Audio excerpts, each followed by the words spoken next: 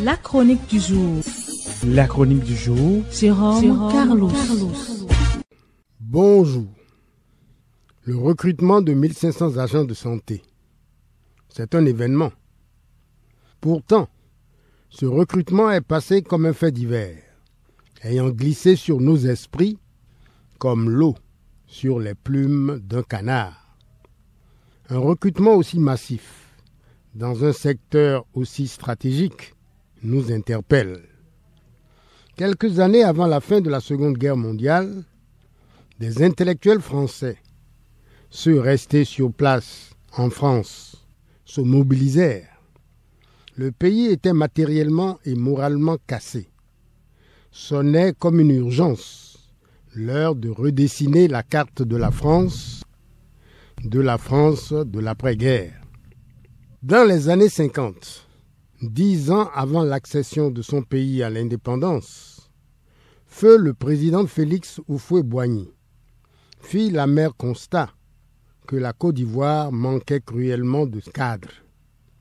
Il prit la décision d'en faire former en France.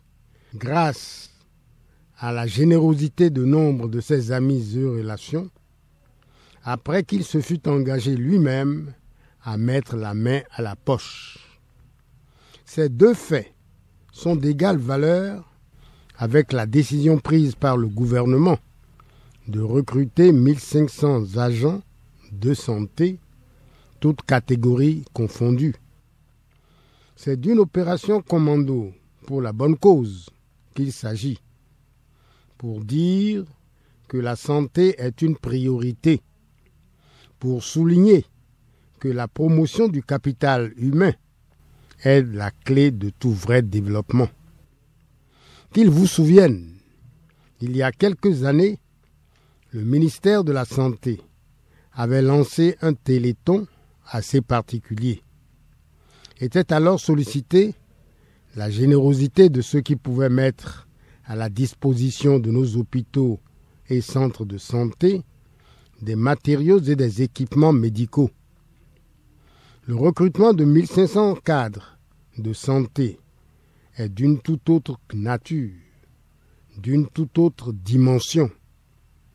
Ici, la priorité est donnée à l'homme. L'homme nanti de savoir et de savoir-faire. Voilà qui légitime ce recrutement, le hissant à la hauteur d'un acte majeur. Nous devons en tirer le meilleur. D'abord, ce recrutement massif d'agents de santé ne doit pas être vu comme un acte isolé. L'un de ceux qui restent sans suite, à l'image d'une borne repère esselée dans un désert d'initiatives. Prétexte invoqué, les coûts induits qui seraient trop élevés. Et si c'est le prix à payer pour que nous abordions enfin, quant au fond, la question du développement de notre pays. Ensuite, il nous faut identifier les secteurs qui ont le plus besoin de ce traitement de choc. Commençons par mettre de l'ordre dans nos priorités. Elles sont à identifier, à estimer, à planifier, à programmer. Les ressources pour les réaliser suivront. C'est une question d'organisation et de méthode. À titre illustratif, voici des secteurs au bénéfice desquels il sied de reprendre ou de reproduire le bel exemple de la santé. Dans le domaine de la décentralisation, les démembrements de l'État central, à savoir les communes, ne doivent pas rester des parures institutionnelles.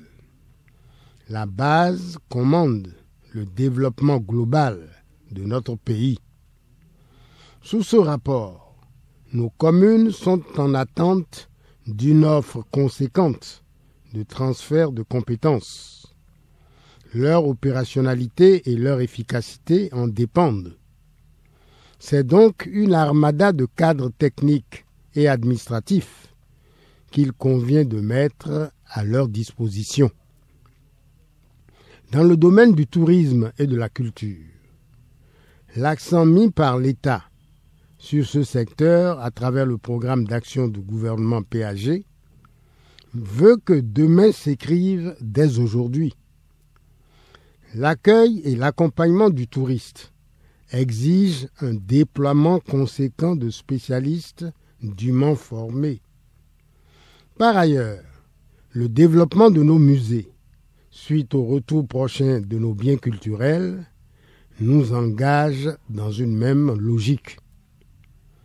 Dans le domaine du foncier, la terre chez nous, par les multiples problèmes qu'elle pose, est à l'image du fameux serpent de mer. Les conflits domaniaux pourrissent la vie de la nation. Il urge qu'en la matière, les citoyens bénéficient d'un encadrement adéquat à travers un pool de spécialistes en tout genre, pour lire la loi, pour dire le droit, pour poser la question des normes, pour garantir à tous sécurité, sûreté, bref, pour nous sortir du Moyen Âge foncier et immobilier. Comme on le voit, le chantier du développement de notre pays est vaste et complexe. Avec le recrutement de 1500 agents de santé, l'État a pris la bonne option, la bonne direction. Il ne peut s'arrêter en si bon chemin. Gardons-nous de faire mentir le slogan selon lequel le développement, ça y est. Merci pour l'attention et à jeudi prochain. C'était la chronique du jour. Retrouvez la chronique sur www.capfm.com.